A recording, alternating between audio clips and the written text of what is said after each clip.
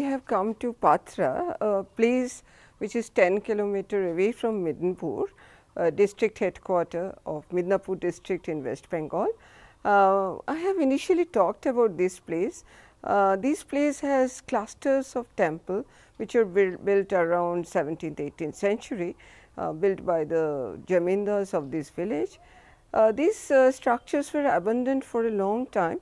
It is a beautiful site along the river of Kangshabati. They were abandoned for a long time and nobody was taking care, and we will see later on that how due to an initiative of a local person, Muhammad Yasin Pathan, it has been now taken up by Archaeological Survey of India, and a lot of development is proposed for this area to convert this into a tourist spot. And we will see in this temple, this is the brick and lime mortar plasters, and ASI initially has done some restoration work, and but it has some time back, I think in 90s, there are still some of the problems are still there, and we will talk about that. And it is a cluster of around more than 30 structures which are there of different origin, and it is a combination of lime, plaster, brick and also some type of stone. More important is the architectural style of these structures, which is a combination of Bengal style, Orissa style and also a colonial influence, and we will point to some of the elements which are very interesting and are very unique to this place. This is the Kalachand temple, which is a flat roofed dalan type of temple, and there some of the restoration work has been done, like you can see the plastering work has been done and with the lime plaster, and it had done around more than 15 years I think, and still it has again deteriorated, and this work hasn't been done well, because you can see the lime mortar has been used, and it is a special type of brick which is a round brick and which has been specially made for this restoration purpose to match with the original one, and but still you can see that some of the plaster work has come out because of the poor workmanship, and there is also a problem of the dampness there, which they tried to solve, but it hasn't been restored. But there was a huge problem, it was in a very bad shape. Vaulted roof which had a serious crack, that has been repaired, but dampness problem is still there, and there is a lot of fungus problem into this. That crack which was there in the vault, that has been repaired, but the dampness problem hasn't been solved, and it needs further maintenance work. The maintenance work has been quite poor here. You can still that it needs it's a cause of rising dampness which is happening, and you can see the bricks, and also you must note that the bricks are of a different dimension. These temples which are they are now abandoned temples, but the very unique work is this work on the plaster, and which is in Bengali it's called Pankir Kaj, and which is done on this curving is done when the lime plaster is in a very soft stage, and this is done, and this over the years gradually hardens and remains almost like a stone like a finish.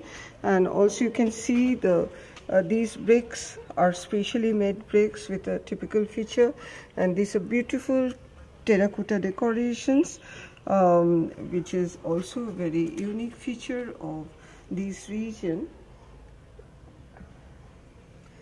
You can see the fungus problem which I have talked about once, that this is a fungus problem which has developed on the lime surface, and it has to be cleaned up.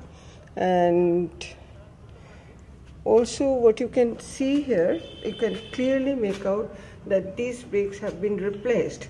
The new bricks have been formed, which is maintained the proportion and done in the lime mortar, which is very important. And what is also to be seen, because it's a new addition or replacement, the new decorations have been done to make a clear distinction between the old and the new. But again, this needs more work, repair work. This is clearly the new additions of that. This is again, whereas the earlier one was a Dalan temple, which is a flat roof. This is a curved cornice, which is an influence of the Bengal hut style of temple. And you can see the series of huts, and it's actually a vaulted type of dome, which is done in lime concrete. And internally the plastering work has been done. And beautiful terracotta decorations, which I have already talked about later on. Beautiful. These are the original ones. This is again a very unique element of many of the Bengal style architecture, where you can see a strong European influence in the features. Not only that, Venetian window has been imitated in the lime plaster and brick, where a lady is looking from behind the window, and this shows that how because that time the Calcutta is already coming under the British influence, and this architecture has traveled far interior villages, and even in a religious structure or a sacred structure, that feature has come not in the front but on the sides to show a combination of various influences of architecture. These temples were a part of a residential complex. We can see the residential complex, which is still in ruins, hasn't been restored. Some in the front, this probably was the staircase structure, and far behind was the main structure, where you can see a multi-fall arch, and that was partly made into brick and the laterite blocks, which is again a material which is available in this region. This hasn't been restored, so it has its own charm. It probably should be kept like that to give an indication of what was it like. And the roof, nothing exists there, and I'm sure that if one excavates the ground beneath, they will find some of the more foundation and layout of the structure.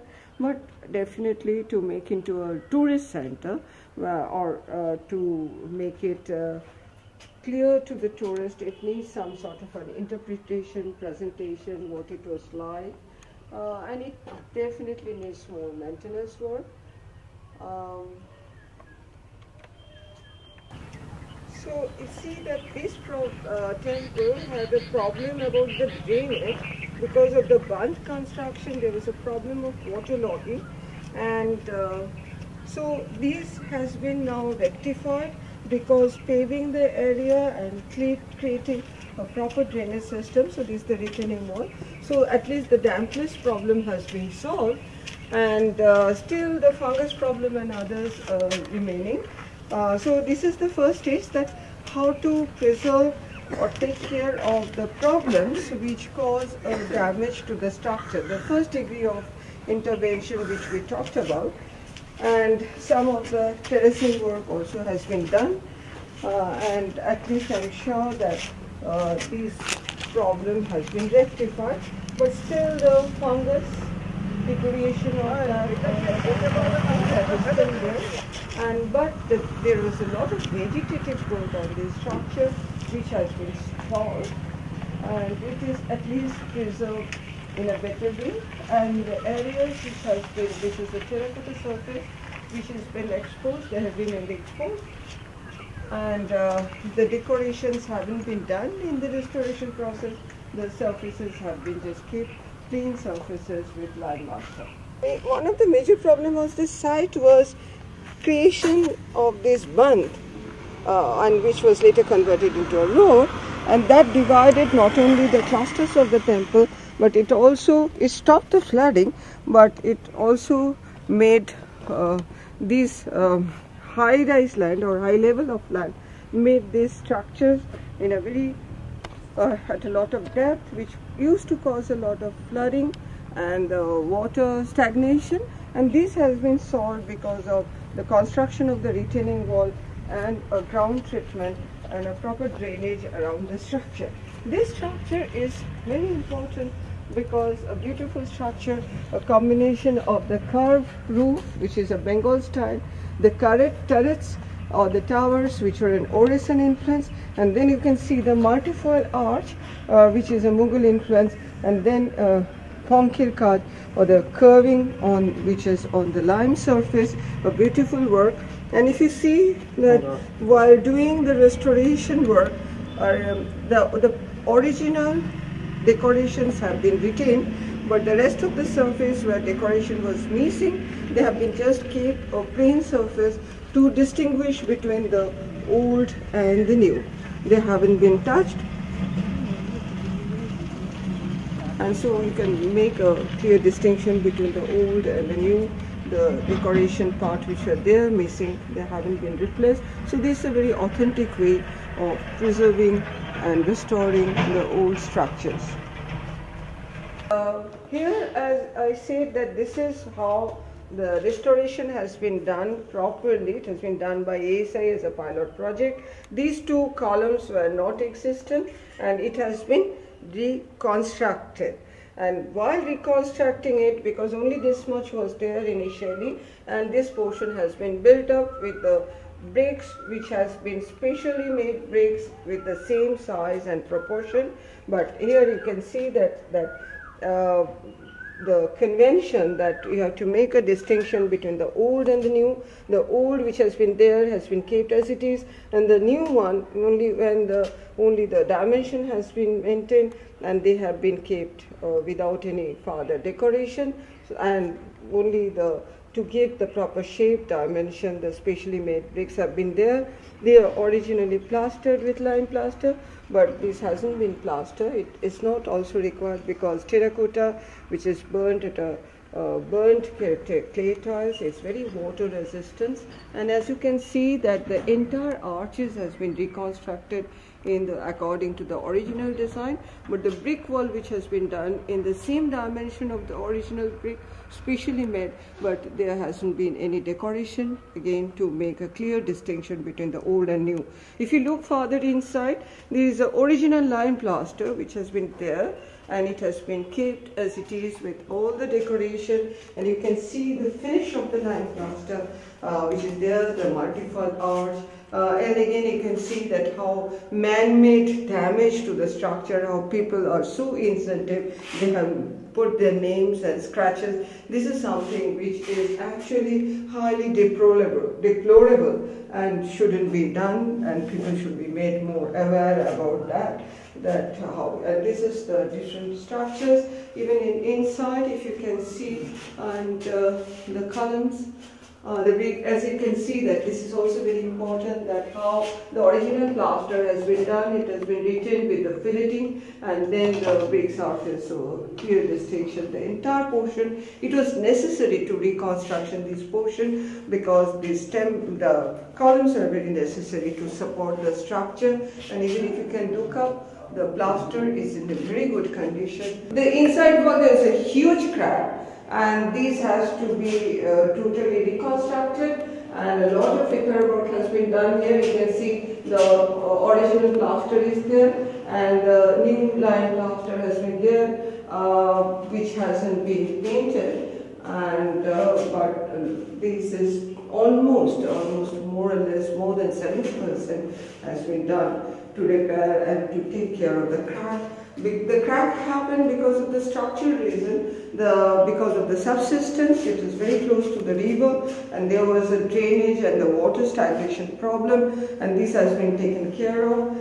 But one still sees that there is some sort of rising dampness problem is there, which still needs to be taken care of. I must say that the maintenance policy hasn't been very good, so more has to be taken care of. And here also you can see that's a very good, it's a very good practice of restoration where we keep the original plaster as it is with the filleting, so the plaster doesn't come out from the wall, and then the replastering has been done with the traditional material. So on the many places here, and that surface, this surface also you can see that a clear distinction between the old plaster and the new plaster has been done, and wherever required the filleting has been done. So I have with me here Mohammed Yasin Pathan, who is actually the main person, institution by himself, and who, because of whom these groups of temple structure has been now declared as an ASI site. Since he was very young, he used to take care of these structures because people were not very sensitive about these structures, and they used to take away the bricks and other thing, and he started protesting against that and made almost a grassroots level organization, made a Pathra preservation committee with the local people, and then took it up to the ministry in Delhi, and then first pilot project was sanctioned, because of which this Navaratna temple was restored by ASI on a grant of rupees of 40 lakhs. So I'll just come to Mohammed Yasin Pathan and ask him some question. So Yasin Babu, apni তো খুব ছোটবেলার থেকে এটা করেছেন, তো আপনি কি করে ইন্সপায়ার্ড হলেন যে এই কাজটা? So I am asking him about how what gave him this inspiration to take care of the structures. বিষয়টা হচ্ছে যে আমি যে গ্রামে থাকি হাতিহলকা, পাশের গ্রাম পাথরা, এই পাথরা বাবার সঙ্গে আসতাম যে এতগুলো মন্দির কে করেছে, কেন করেছে, এটা একটা আকর্ষণ ছিল। তারপরে 1972 সালে হঠাৎ মানে আমাদের পশ্চিমবঙ্গের সবচেয়ে বড় পুরাতত্ত্ব গবেষক তারাপদ সাঁতরার সঙ্গে যোগাযোগ হয়।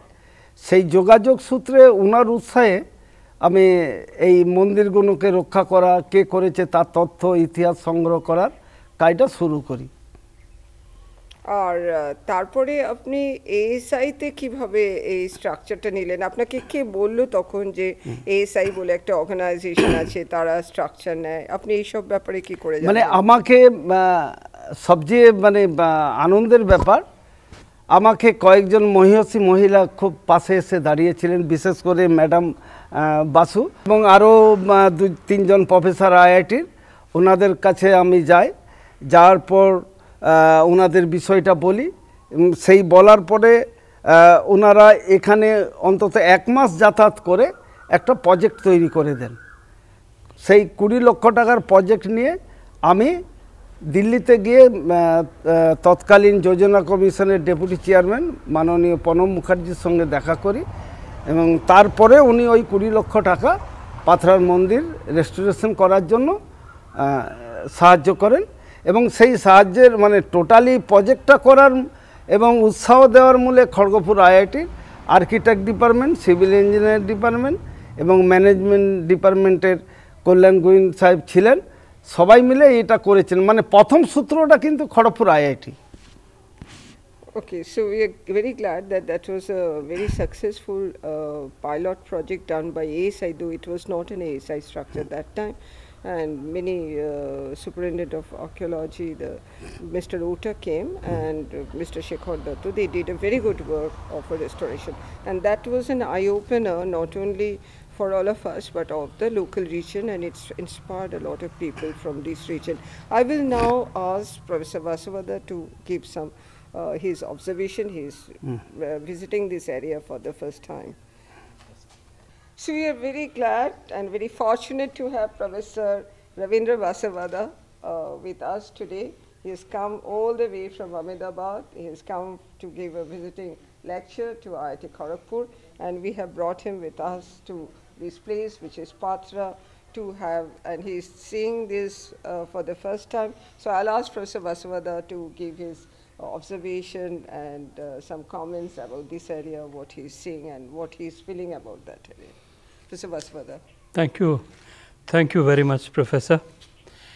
This is really like a pilgrimage for me, because I have always been wanting to visit the terracotta temples in Bengal. But it happens that Pathra is my first introduction, and it is something, you know, which is absolutely out of the blue for me, because I had never imagined such a site, which of course is now subdivided by a bund, you know, by the side of the river. But the way it is preserved by one man reminds me of such efforts even in Karnataka.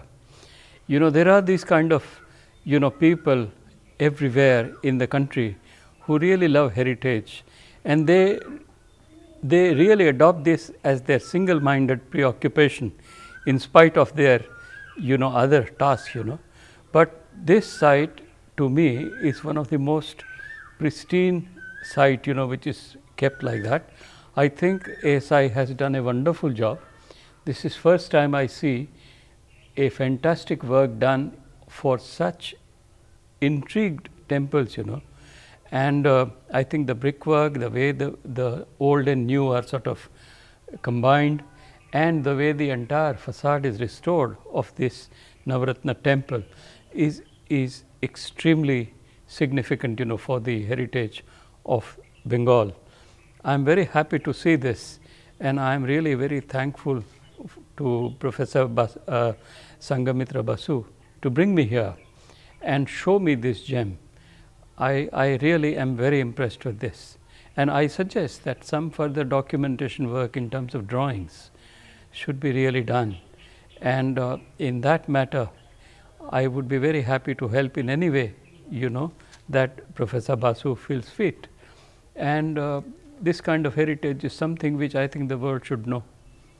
So that is my impression. Thank you very much. Thank you, Professor Basavada. You all must be knowing that Professor Basavada is the person who is responsible in a way to make the Ahmedabad as the World Heritage City.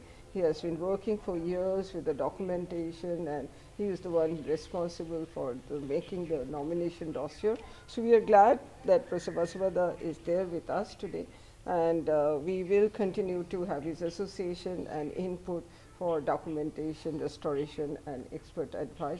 But what we have seen today in Pathra is actually what we call democracy and heritage, the grassroots level people's movement, because it's not only the techniques of conservation which is important, but it also the people's movement, how the local people are inspired, and they take this as a passion or a lifelong dream, I should say, which Pathra is one of the example. And as you have heard from Professor Basavada, that there are many corners of India, there are people, local people, not really trained in that way for conservation, but who devote their life for preserving our heritage. And this has to be complemented with the peoples who are aware of that, the techniques and other things. But this is absolutely one of the resource of our country, which we must also preserve, encourage, and facilitate. I think it is people's pride, which matter, and I think those who consider this as their pride devote their whole lives, and they sacrifice everything, for their personal interest. And this is the message which I think also should go to many, many urban areas, where people have really lost any sense of pride with their heritage. But such examples can be really extremely important to be widespread in the country, because ultimately it is for the people to really preserve their past. And I think such examples in villages would become some kind of beacons, for light for people in India in general. Thank you. Thank you very much. Oh, this was actually the Kacharigari, or the office of the Jamindar family when they used to work there. This is a double-story structure which is still you can make out, and the roof has gone. But I think there is a possibility of adapting these to a new use to make an interpretation center without changing the character, with a little intervention, make that as an interpretation center, the visitor resting place and other, rather than making a new structure. And but at the same time keeping the look of the ruins. It can really be a very innovative design through which it can be done and can become a very interesting place and also find a new use. At the moment it is really abandoned and a lot of vegetative growth is there, but the series of arches, the roof, the terrace, it really has the potential to become an open air resting place, canteen, and keeping the setting, cleaning it up.